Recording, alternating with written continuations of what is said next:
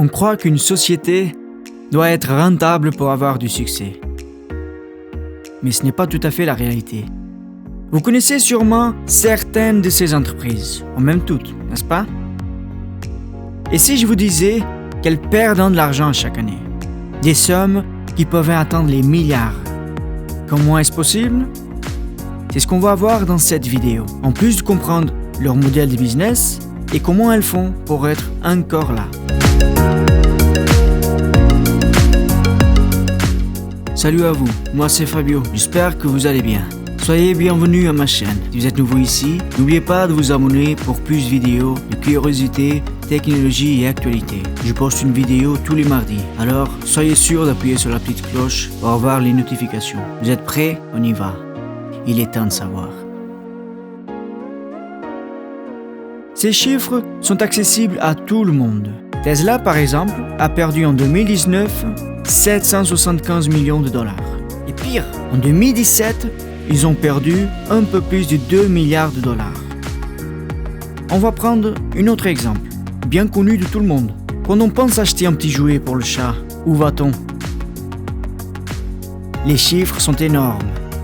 21 millions de Français ont fait au moins un achat en 2018 sur Amazon. Leur succès est évident. Mais même eux ont mis 14 ans pour gagner la même somme qu'ils ont eue dans seulement le dernier trimestre de 2017. Pourquoi ont-ils mis aussi longtemps pour vraiment faire du bénéfice? Et dites-moi, quand on veut se déplacer, on prend notre portable qui a coûté plus qu'un loyer et on appelle un Uber. Ça peut être une Tesla si on a de la chance. Mais les Uber sont partout dans le monde, direz-vous. Ils ont beaucoup de conducteurs, ils font des millions de courses par jour. Mais eux aussi ne sont pas dans la meilleure forme niveau chiffre d'affaires, avec une perte de 4,5 milliards de dollars en 2017. Ça fait une moyenne de 12 millions de pertes par jour. Oui, ça fait beaucoup. Mais au moins, on peut demander au chauffeur de mettre le dernier hit de musique, il prend alors son portable, il ouvre Spotify. L'application de streaming la plus utilisée par nous tous. Oui, elle aussi est dans le lot, avec une perte totale de 78 millions de dollars en 2018. Mais comment font-elles? Quelle est la définition de faillite? J'ai trouvé sur Internet, sur le site L'Internaute. La faillite est un état de commerçant en cessation de paiement.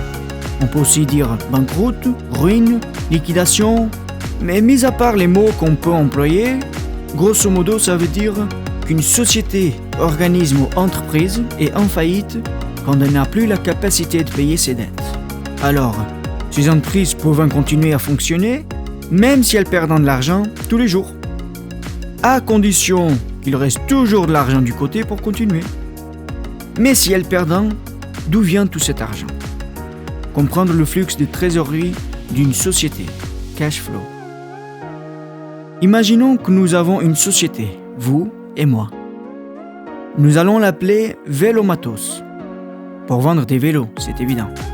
Il y en a 3 tuyaux connectés à la réserve financière de Vélomatos. Et tous ces tuyaux peuvent donner ou prendre de l'argent, la réserve. Le premier tuyau est le plus évident. C'est l'argent qui vient de la vente d'un produit ou service, moins l'argent qui coûte pour le fabriquer. Ça inclut les installations ou les salaires, etc. Prenons un exemple. Si on fabrique un vélo qui nous coûte un total de 1500 € et qu'on le vend pour un prix de 1600 €, ça nous fait un petit bénéfice net de 100 €. À grande échelle, ça peut nous apporter beaucoup.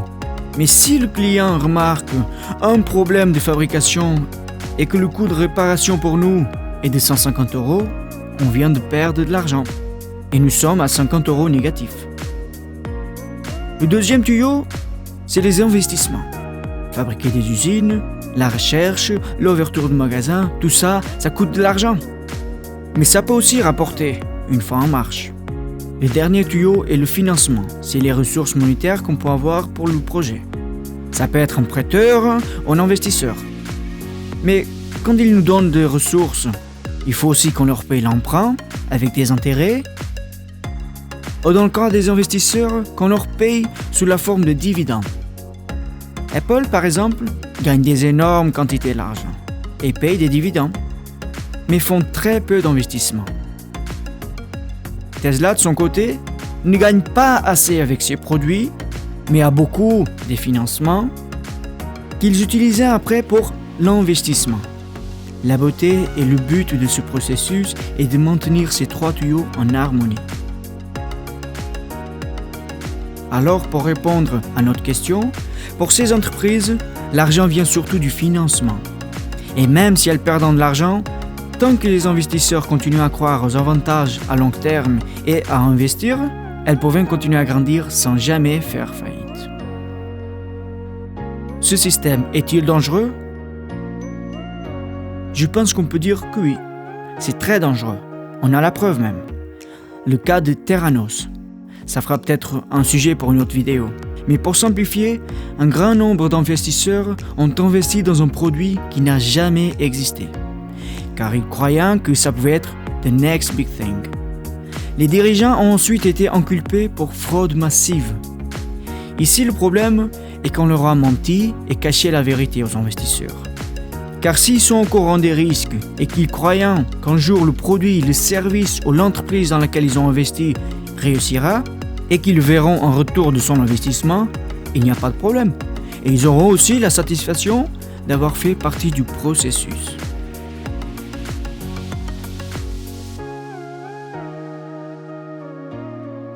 En même temps, c'est un très bon moyen pour évoluer et avancer. De lever des fonds autrement impossible pour une start-up. De construire, inventer et innover à une vitesse incomparable. Un peu comme ce que Tesla est en train de faire avec l'industrie auto par exemple, ou Uber avec l'industrie du transport en commun, ou même Spotify pour la musique. Quand on pense qu'avant il fallait se déplacer en magasin pour aller acheter un album, au prix où maintenant on peut avoir accès à un catalogue immense de plus de 40 millions de musiques, juste au bout du doigt.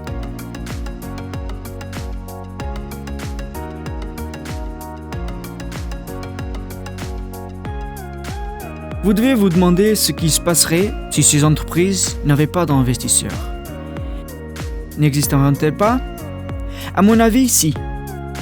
Elles seraient toujours là. Ça fait partie du cours normal de l'histoire et de l'évolution. Mais ça serait bien plus compliqué et certainement plus lent. Je reprends l'exemple de Tesla. Ils arrivaient très bien à vendre leurs voitures avec une marge bénéficiaire. Grâce à cette marge, ils auraient pu investir. Et peut-être que dans 50 ans, on aurait notre Gigafactory. Mais grâce aux investisseurs, le processus a été accéléré. Et un jour, peut-être qu'ils sont récompensés pour leur investissement. Merci d'avoir regardé jusqu'ici. Vous pouvez aussi donner des suggestions dans les commentaires et n'oubliez pas de vous abonner. De mon côté, je vous dis à la prochaine vidéo.